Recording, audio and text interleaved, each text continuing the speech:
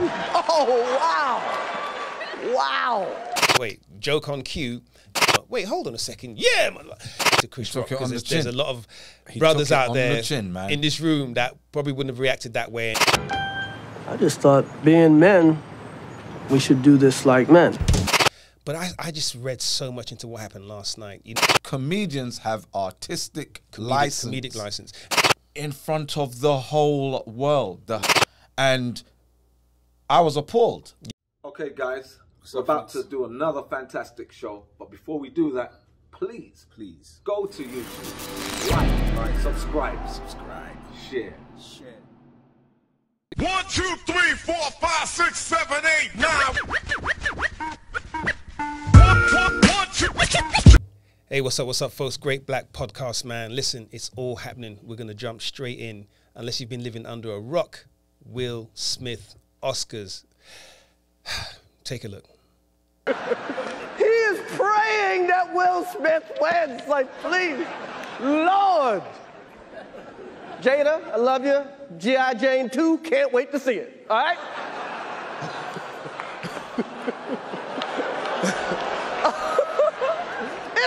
That was a nice one. Okay.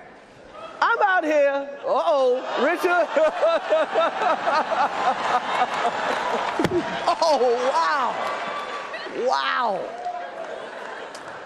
Will Smith just smacked the shit out of me. Keep my wife's name out your fucking mouth. Wow, dude. Yes. It was a G.I. Jane joke. Keep my wife's name out your fucking mouth! I'm going to, okay? Man, listen, it's the Great Black Podcast here with Dr. Amsu, yours truly, Mr. Breaks. And look, we got to react to this, man, because there's been a lot happening in the last 24 hours, Dr. Amsu. The whole Will Smith thing. Man, you just saw it. A lot to say, man. I've got to get your thoughts. I've got a whole bunch of things to say, man. I know you've got a bunch of things to say, but what was your initial reaction? At first, I was just like everybody else in the world. I was thinking it was fake because, you know, it would have to be, right? When you Chris first Rock see it, like it didn't even shake him really. He leaned back, and then you know you heard the sound from the microphone, but Will Smith is a guy that he made all these rap records, right? He's about our age. He's around the same age as us, right? 38. You know, I was born in '69. I'm sure he's born in like '69 or '70, one or two, right? He's a grown-ass man. Yeah. But he's made all these rap tracks and he's never cursed. Right. Never used profanity, ever. Excellent. I'm a bigger hit with the kids than Will Smith and his nice, clean rap. Woo! I respect women when I'm on a date. I take them to the park or maybe a museum, and I only try to kiss them if they're ready. Woohoo! What? Say what? Help out your mom and dad by getting a job so you can help pay for school supplies. Woohoo! And all of a sudden, there's been no violence on his records ever. And then all of a sudden, he's trying to deck a guy and then using all profanity in front of the whole world, for the whole world to see it. Keep my wife's name out your fucking mouth! I'm going to, okay? And I was appalled at the whole thing, you know, because he's got a nickname, the Willy Llama. Willy Llama, right? The man the of peace, Willy right? Llama, the peace, you know, it's peace, yo. He's a motivational speaker. I mean, I follow Will Smith. I love a lot of what he says. I love his movies. I love him as a character. I love him, you know, sort of representing as a black man who's achieved the heights he has in Hollywood, in television and music. And even with his family, you know, people got a lot of things to say about his family, but it's tough for, you know, and I know it's going to sound cliche, for a black man, you know, to raise a family in America, but to do so in the limelight as well as achieving all the things he's achieved, right? But I just read so much into what happened last night, you know, and, you know, of course, what happened was he was saying, you know, because of what comments were made towards Jada, right? Now, here's the thing, the Oscars, we know for a fact, and it has been that way for probably decades, they get comedians and other people to host the Oscars really to roast everyone in a certain kind of way, to bring a certain amount of humor, because the Oscars can be quite stuffy, right? It's one of those elitist award ceremonies. But here's the thing. And when you sit in the front row of any comedy show, you're down for the roast. Right. We've been to comedy shows. We get roasted walking, like you said, you're telling us that, you walked into a comedy show one time. I walked in with my wife. Right. And, I was wearing a leather coat. Right. And he goes, here comes Shaft with his hose. Basically. You walked into a comedy show pimping it out. Here comes Shaft and his hose. But, I had a couple of girls, it was my wife and a couple of other girls. Floozies you had with it,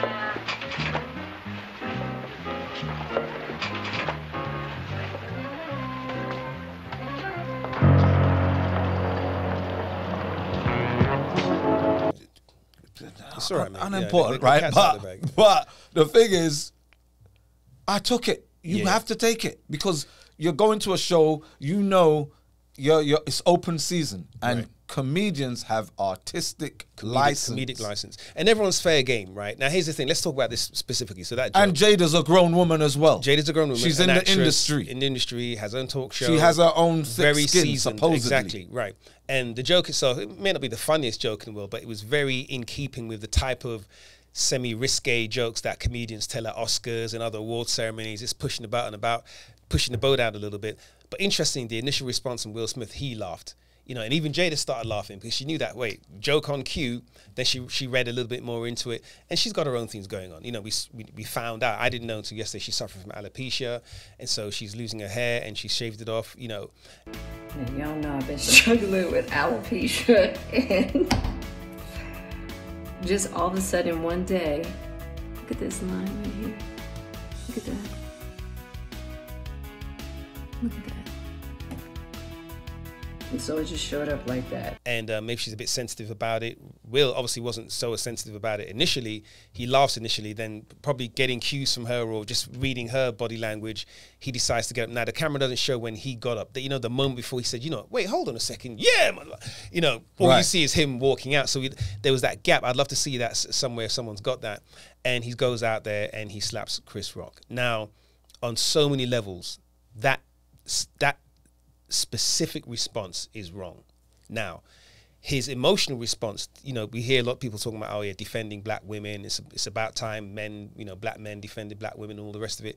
Kudos to all of that. I've got no problem with that whatsoever. And we don't see enough of that in media and social media across the board. No question. However, on the one platform, probably, in fact, take the Oscars out. Whenever someone uses violence, however hard the slap was, it's irrelevant. You made such a powerful statement by getting up at the Oscars, walking out to the stage. And remember, it's a faux pas at the Oscars to even stand when when they say, right, and the winner is, and you do one of them ones, that's a faux pas. So to get up and walk across the Oscar stage and slap a comedian whose job it is to entertain with a little bit of slapstick and a little bit of cliche, I think is really, really shameful. Now, Dr. Amso, I want to throw this over to you as well. There's been a lot talking about, black men and black on black violence and, the one platform we get and then, the first bit of violence you see at the Oscars is a black man slapping another black man, emasculating that man. Because Chris Rock, very professional, I must say. I think I take, kudos to Chris Rock because there's a lot of brothers out there in this room that probably wouldn't have reacted that way and there would end up being a tussle and a wrestling match on the stage. He took it on the chin, tried to make light of it, and it's a very stressful situation. But Will Smith emasculated him on the biggest platform in their arena. Remember, these are actors, singers, producers, directors, everyone that's involved in the film industry. This is the ultimate platform for their industry. They're both comedy actors who became serious actors. Right, Chris Rock's last role was in Fargo as a gangster. Great show. Right? I just thought being men, we should do this like men. Yep. Great show. Great role. Great role. Yep. Chris Rock, I believed him. Yeah. Sometimes somebody plays a role you don't believe them. He sold but it. He is developing his craft. It's not over for these guys. A lot of these young guns, these youngers, seem to think when you're over 30, 35, you're done. Yeah. No, nowhere else for you to go. It's over. You're over the hill. But these guys are getting better at what they do. Absolutely. Right? And in front of the world, the most peaceful black entertainer, right? The Willy Llama. The Willy Llama decides to nigger out. And I'm watching it thinking, you did this shit in front of white people. That's one of the things. Okay. Right? That's one of the things. Like, what are they gonna think? You know, it's like we've been set back. Absolutely. We've been set back. I feel that. You know, crazy the Negroes. The reason why they the angry black man, made weed illegal, because made it criminal was because of crazy Negroes. Right. He also created a narrative around the idea that cannabis made black people forget their place in society. He pushed the idea that jazz was evil music created by people under the influence of marijuana. Now there's the Oscars, you know, the Oscars may be criminalized because the black of these Oscars. crazy We had Negroes. Will Packer producing the damn show. Right. And, you know, but check this out, though. Something that happens a lot as well. If black people express any kind of emotion beyond what they're allowed to express in the public, you know, the cry goes out, oh, my God, we did that in front of white people. Well, hold on a second. I get it. You know, the thing is, this is America. We're kind of way beyond, and we've lost a lot of traction with regards to the black community in our neighborhoods. There are very few black communities and there are very few black leaders who are still trying to sort of carry that torch. So the challenge isn't really what we expose ourselves to white people. It's what we expose ourselves to black boys. What about our children? What about our daughters? What about our wives and sisters and families? So now is the message that, hey guys, if you get a bit upset and, you know, someone runs their mouth, then you get up and you use violence. There was a case just a year or two ago. Oh God, I got to look this up. We'll find a clip. The young black guy who was at the gas station, and the white guy was arguing with his wife in the car. He came out and pushed the guy, and the guy took out a gun and shot him twice in the chest. Right now, I remember seeing that at the time, thinking to myself, man, you know, I know that initial emotion when it runs through, you want to react. You know, you want to, you know, put your foot down and drop the hammer down and let people know, listen, no, you don't mess in my space, and you protect your brood. However, in the world we're living in now with gun violence and how things can quickly escalate, I think it's incumbent upon us to really take a second. Ask my kids, I always tell my kids, listen, whenever you get asked a question or you're posed with a challenge, just take a second. Just take a second and think before that initial, you know, your gut feeling tells you, get that dirty slap out. That's your gut feeling. But then you think, hold on a second, I'm in public. I could get arrested. This could escalate. Someone could pull a gun or a knife. So that take that second and think, right, they're saying use your words or listen, run away. Do you know what I mean? Do something to preserve your life, to preserve your dignity. But to jump straight to violence. But here's the thing though, there's a major difference between you're in danger and somebody just made a joke. You understand? Because Will Smith behaved like a young boy. Right. That was schoolyard behavior. Yep. That, oh, you said something about somebody I care about, so I'm going to fisticuffs this whole situation. Absolutely. You know, all right, she's got alopecia, right? A lot of black women suffer with alopecia because of the perming, because of the braiding, and, you know, all the chemicals, all the stuff that's put into triggers towards autoimmune disease and all that, right? And here's the thing, though, Jada Smith is beautiful. She's wearing that shaved head with absolute pride, because she still is what we say in the UK. She's a Chris's. She still looks good. It ain't like she's hideous and she's deformed or whatever. Her pride got hurt a little by the joke. So him saying defending family, defending this, she was not put in danger. She was not in any harm's way. A bit of embarrassment, a little humiliation, right? Which he could have said, listen, he could have said, keep my wife's name out your fucking mouth without going and hitting him. He could have said that. He shouldn't have even said that. Now, but he could have done that, getting up and doing all that. To me, all the shit he's going through right now, he went and picked on the smallest kid in the playground. So, how about my homework, McFly? Okay, Biff. Well, I'll finish that on up tonight, and then I'll bring it over first thing tomorrow morning. Okay, not too early. I sleep in Sundays. Oh, McFly, your shoes untied. Don't be so gullible, McFly. Okay. I don't want to see you in here again. Okay. All right, bye-bye. The guy who he knows isn't going to hit back. That's how I see it. So interesting. So in emasculating, if that was 50 Cent up there, would he have done that shit? Right. Hell no. So it's tinged, and it's ironic because you know, so many people looking at this. I know, I think Tiffany Haddish and a few other people. I know Dr. Umar Johnson made some comments. A lot of people coming out defending Will Smith. And what they're really defending is his right or his impassioned defense of his family, of his wife. And I think a lot of us get that. At the same time, I don't think it's as black and white as that. You know, when I read the emotion from what I see a lot more in it than just simply, oh, you said something to, you know, abuse Mara. Because Chris Rock didn't really abuse his wife. He's a comedian on stage. He slapped one of them little jokes out, them little runs. Do you know what I mean? It wasn't the best joke in the world, but it wasn't the most terrible thing. It wasn't the most, in fact, it wasn't even the most off-color thing in the world. Now, whether or not he knew about the alopecia, check this out. If he knew about the alopecia, then he's actually trying to make light of that by praising her. It ain't like she's got cancer and she had chemo and it made her bald. Right. So I'm saying, so if he knew she had alopecia, serious illness. If he knew she had alopecia, then he's trying to make light of that and kind of empower her in a reverse kind of comedic psychology way. If he didn't know she had alopecia, he's still kind of not even teasing her, kind of praising her because she's wearing it so well. So whichever way you look at it, Chris Rock was never actually quote unquote dissing Jada Smith. You know what I'm trying to say to you? And so Will's reaction, his initial reaction was the right one. Hey, I'm at the Oscars. Ha, ha, ha, ha. Hey, good one, Rick, Chris. He could have said to her, she's going to be one of the guards in Wakanda. Whatever it is. Whatever it is. Some gag on an Oscar stage. Right. You laugh it up. You know, it would have come out in the press the next day. Well, that was discolorful. Do you know what I mean? Distasteful or whatever. And, you know, we would have run on that. You know, Will Smith would have made a statement, oh, what's wrong with Will? And we'd have talked about that for a few hours. But listen, what he did, it took it to a level that it should never go to, especially in that platform. If it happened at a private event, in a party, in a bar somewhere, we'd hear about it. It would be whispers and rumors. But you did it on the world stage, on the biggest stage in your arena, the Oscars, for your trade. Now, what has made him lucky is that Chris Rock's a real nigga. Because he didn't press charges. Commend Chris Rock. Now the Academy made a statement. We do not condone violence. Of course they're going to say that. Yeah. You let a man get up, go and punch, slap a next guy, use profanity in front of the whole world. You just did condone violence. You condone it. Yeah. There was no arrest. You didn't call the police, call the cops. Because this happened in your establishment. One of your Academy fellows got abused on your property at your event, and you did not call the police.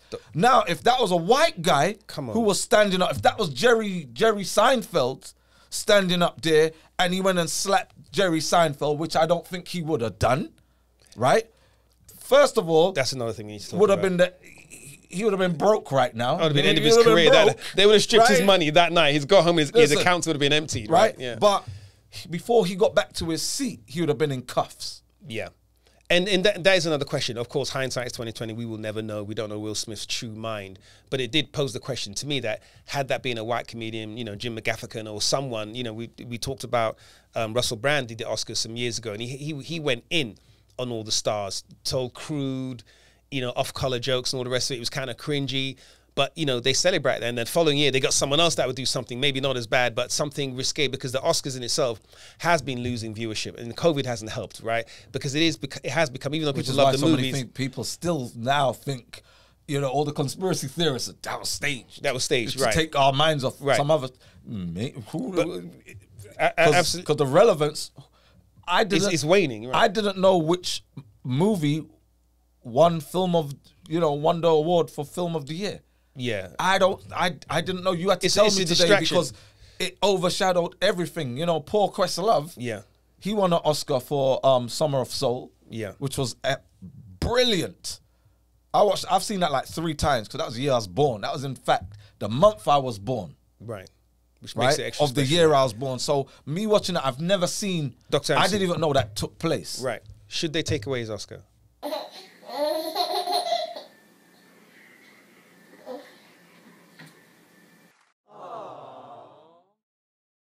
No! God, please, no! No! Now, listen. The Oscar, the Academy, let's just call it the Academy. I mean, so let's go back to comedy. So Kevin Hart, hold on, let's just... I don't really care about the Oscar. No, I care, and I'll tell you why I care. So Kevin Hart before he even got to the stage, was pulled because of comments he made years ago on Twitter. Not long after he got the gig, critics almost immediately started blasting the popular actor and comedian for old tweets and comedy routines they say were homophobic. Hart initially refused to apologize, and then just hours later, he called it quits. Overnight, Kevin Hart bowing out of a gig he called the opportunity of a lifetime. Writing on Twitter, "I have made the choice to step down from hosting this year's Oscars. This is because I do not want to be a distraction on a night that should be celebrated by so many amazing, talented artists." Yeah, he apologized for 10, 12 years ago on Twitter. When the world was a different place, he apologized, but it wasn't enough. He didn't even get onto that stage, right? And so here's the funny thing. Irony, okay? So Will Smith has slapped a comedian for making an off-color joke he felt was distasteful towards his wife. Oh, wow! Keep my wife's name out your fucking mouth! Will Smith just smacked the shit out of him. Okay? Live on camera. He does his speech. He did not apologize to that man. He apologized to the Academy and to the other fellows that were in the An hour later, an hour after he slapped the guy. But hold on. At the end of his speech, he ended his speech with a joke. With a joke. Art imitates life. I look like the crazy father, just like they said. I look like crazy father, just like they said about Richard Williams. Joke, right. With humor. Why? Because that is the thing you do in those platforms. Now, hold on a second. The humor in which he ended the show on, his speech on, was in reflection to the slap he gave Chris Rock. He didn't allude to it specifically, but think about it. The fact it goes, listen, if they'll have me back next year. Hope the Academy invites me back. Thank you. Meaning, after what I just did, after I just slapped the guy. So if you can make a joke about what you just did, you physically assaulted a man, how bad is it that man, all he did was use words and made a joke about your wife? Do you see the irony here and the disparity?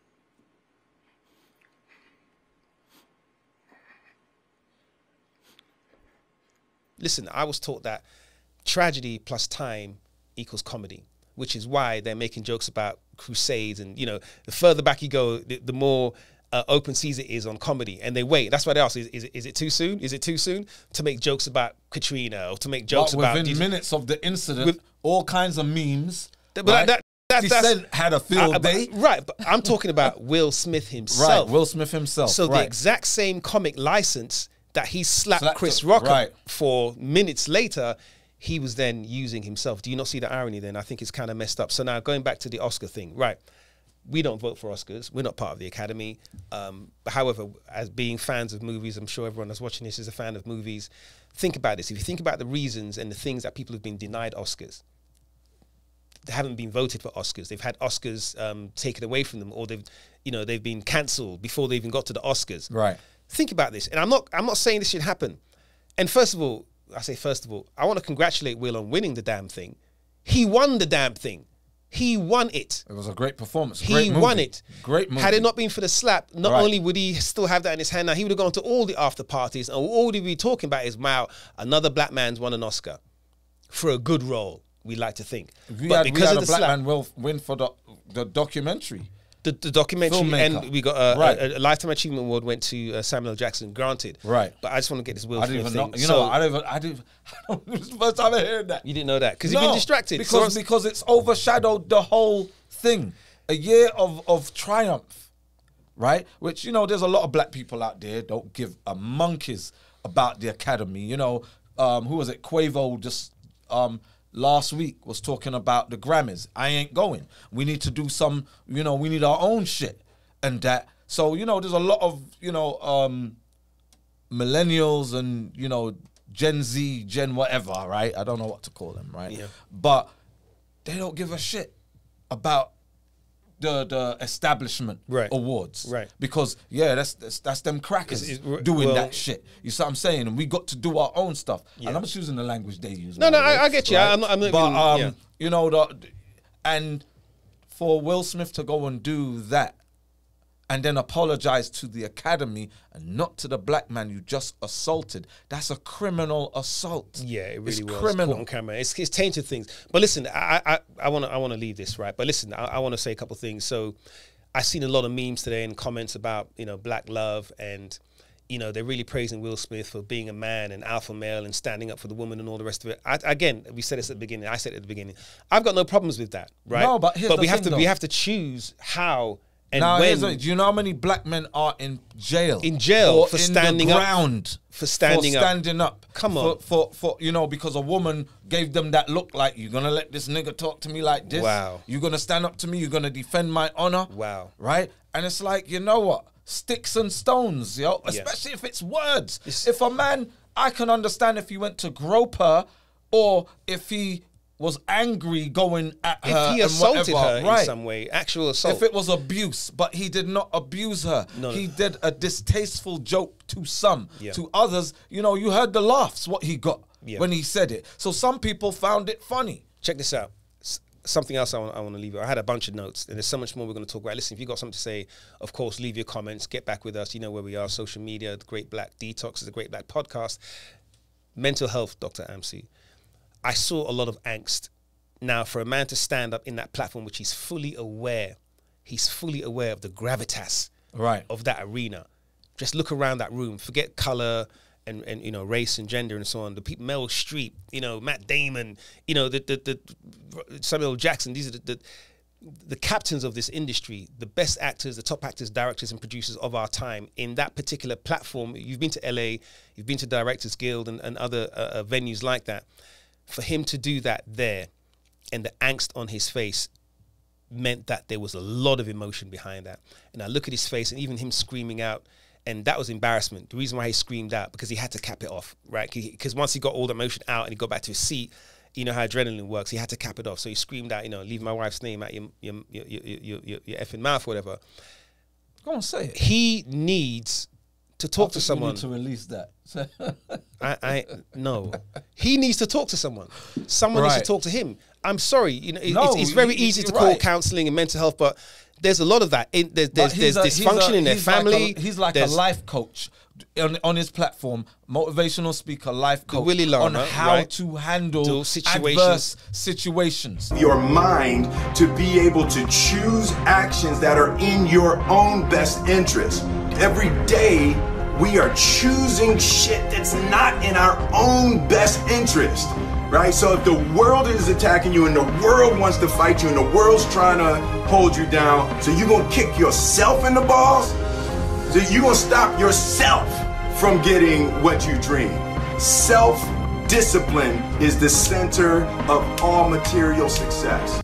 Right? So everything that you've been saying over all this time, you've just cancelled that because you don't know how to handle yourself in situations of adversity. Brother Will Smith, from two men, black men of a similar age to you, fathers, you know, listen, I totally, Dr. Amsa, I can speak for you, I think, totally understand that raw emotion, okay? What he should have done, here's what he should have done. When she gave him the look, because he was laughing, so he found it funny at first. He saw it offended her. He could have said to her, right, baby, it's a joke, you know, let him have it. And he could have said what he had to say in the press afterwards. Right.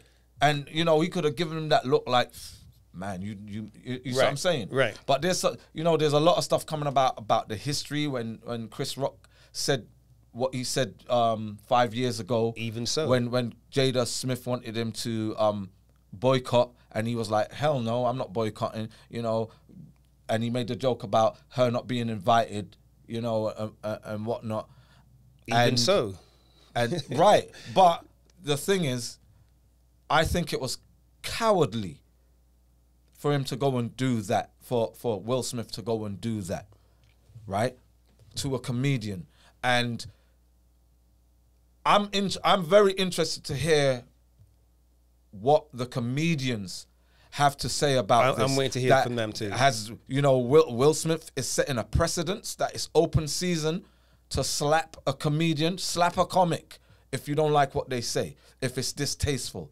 You know, and it's very subjective when you start dealing with comedy and what's funny and what isn't. It's a very downhill slope from here, beauty brother. lies within the eyes of the beholder or in the ears. It's subjective, right, when it yeah. comes to comedy. So it's in the mind of the beholder.